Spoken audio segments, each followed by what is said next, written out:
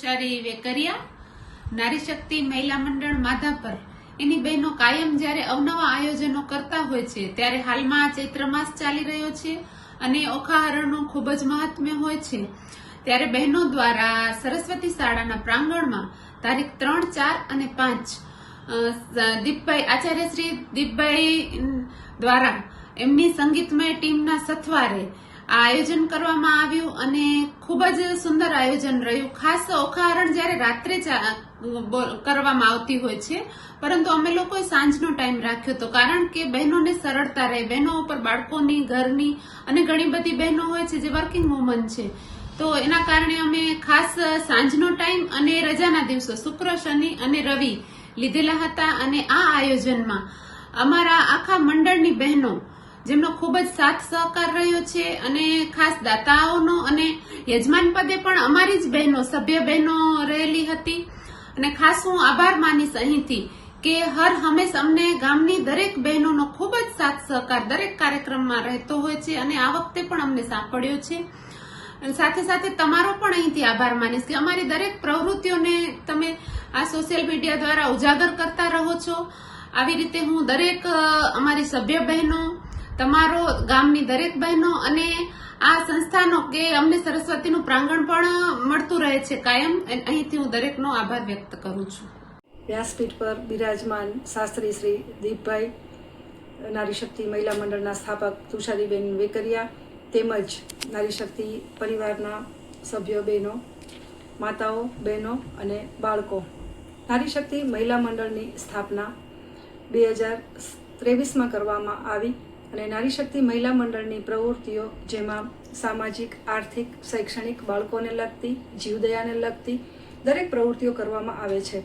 તુષારીબેનનો હંમેશા એ જ ઉદ્દેશ રહે છે કે મારી બહેનોને અહીંયા આવે ત્યારે કાંઈ પણ નવું શીખીને જાય, તો એ જ ઉદ્દેશથી નારી શક્તિ મહિલા મંડળ કાર્ય કરે છે। બહેનોમાં રહેલી સુસુપ્ત શક્તિને ઉજાગર કરવા માટે આ મંડળ કાયમ કાર્યરત રહે છે અને આ મંડળમાં એક વસુધૈવ કુટુંબકમની ભાવનાથી કાર્ય કરવામાં આવે છે। નારી શક્તિ મહિલા મંડળ પરિવારની ભાવનાથી જ કાર્ય કરે છે અને આગામી કાર્યક્રમ કીડિયારું, સ્પોકન ઇંગ્લિશના ક્લાસ, નવરાત્રી સેલિબ્રેશન વગેરે કરવામાં આવશે એવું તુષારીબેનની યાદીમાં જણાવવામાં આવ્યું છે।